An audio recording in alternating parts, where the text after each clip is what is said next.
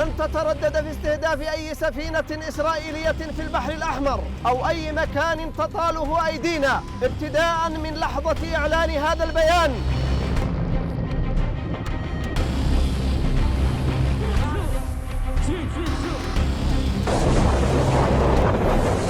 الله أكبر.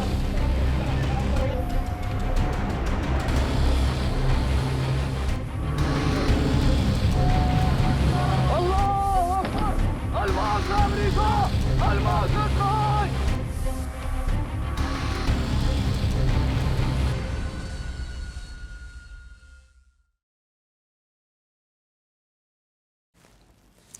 That's the Houthis for you.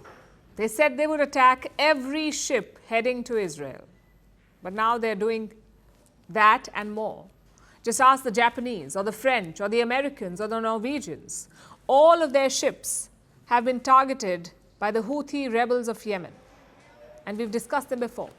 They're a Shia armed group in Yemen, the Houthis. They're funded and supported by Iran. And since October this year, they've been attacking ships.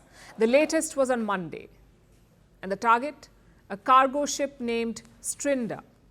It's owned by a Norwegian company. It was going from Malaysia to Italy when it was attacked. Not Israel, Italy. The ship was hit by a Houthi cruise missile. A fire broke out on the vessel, but reports said no casualties. Now here's the issue. This ship was owned by a company in Norway.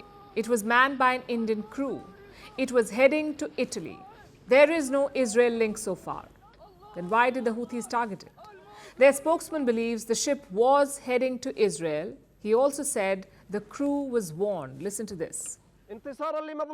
Yemeni forces did not resort to targeting the Norwegian ship loaded with oil until its crew rejected all warning calls. The Yemeni armed forces will not hesitate to target any ship that violates what was stated in the previous statements. The Yemeni armed forces confirmed that they continue to prevent all ships of all nationalities heading to Israeli ports from navigating in the Arab and Red Seas until they bring in the food and medicine that our steadfast brothers in the Gaza Strip need. A couple of things to note here. First, the attacks will continue. That's the message from the Houthis. And two, there is only one way to stop them. Implement a ceasefire in Gaza.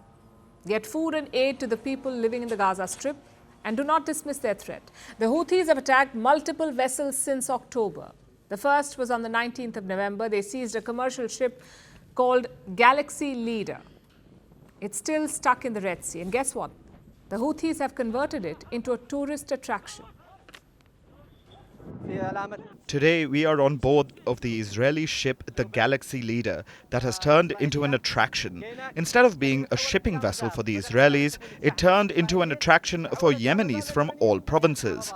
A big number of Yemeni people are touring it every day. Instead of going to parks and beaches, they are now visiting the Galaxy Leader ship. It's amusing, I know, but it also tells you how confident they are. They're not hiding the seized vessel or taking it to a friendly port. They're openly flaunting it. And that confidence shows in their recent attacks. In the first week of December, 3 ships were attacked, all commercial vessels. One missile was even fired at a US warship. Imagine that, a frontal attack on an American ship. Luckily, it was intercepted. But what are governments doing about all of this? Are they hitting back? Well, some of them are. The United States has multiple warships in the region. One of them seems pretty busy, the USS Carney, the same warship that was targeted by the Houthis. The American Navy has released some pictures from the Carney. It shows the crew intercepting Houthi missiles. Take a look.